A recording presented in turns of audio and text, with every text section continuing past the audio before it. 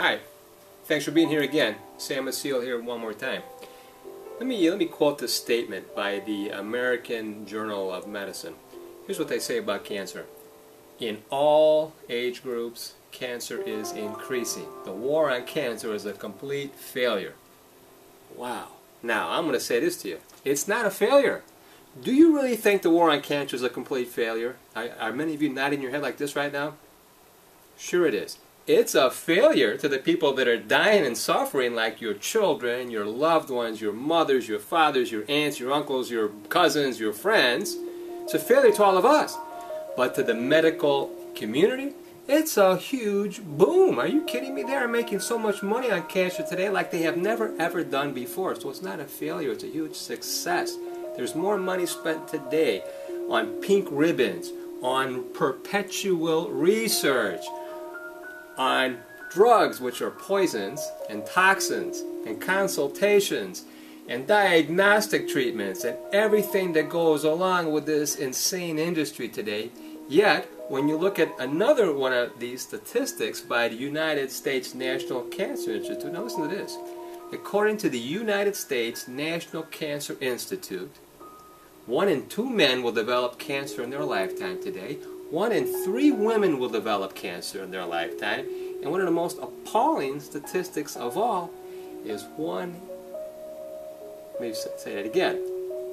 In children, the leading cause of death between the ages of 1 and 14 today is cancer. Wow, is that insane? Someone's dying of cancer every 30 seconds in this country today. Cancer is a huge business, it's a huge boom. So why is this? Why is it so? Do you think the doctors know this? How many doctors really think what they're doing is having any tremendous effect on it? Yeah, they're going to say, yeah, we're prolonging your life by giving you this poison because you would have died anyway, so we're going to prolong your life. But I'm going to say this. If someone lives in spite of the garbage that they're giving them, they would have lived anyway, in my opinion. And they would have. And if you do live, your body's never the same. You're devastated. Your mind is devastated. Your body's devastated. Your spirit's devastated. What kind of healing is that? And in so many cases I hear and I read that the cancer eventually comes back with a vengeance. It's insane.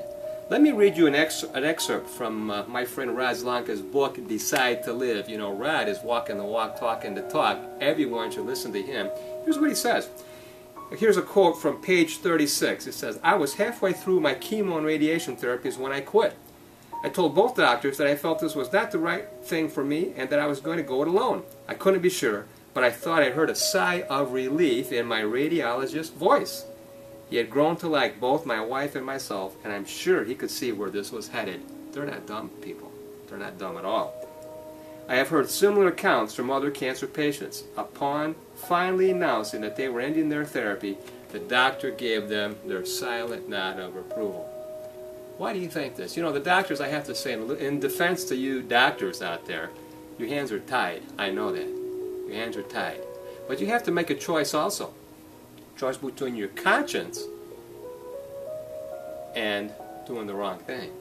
And it's definitely not doing the right thing when you're not facing the truth. And the truth is what you're doing is poisoning and killing people today.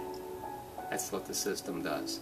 And I know that the medical community, the doctors, they have tremendous amounts of expenses and luxury homes and luxury cars and children and wives and school to pay for and a medical practice with many, many overhead and expenses. But that's not the reason. So I'm going to say this to anyone that's listening to me out here today. If you have cancer, the best thing you can do is don't go to your oncologist. Okay?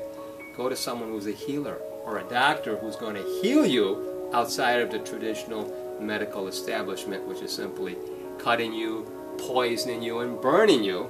There's plenty of people out there you can find that have done that. Get Rod's book, Decide to Live.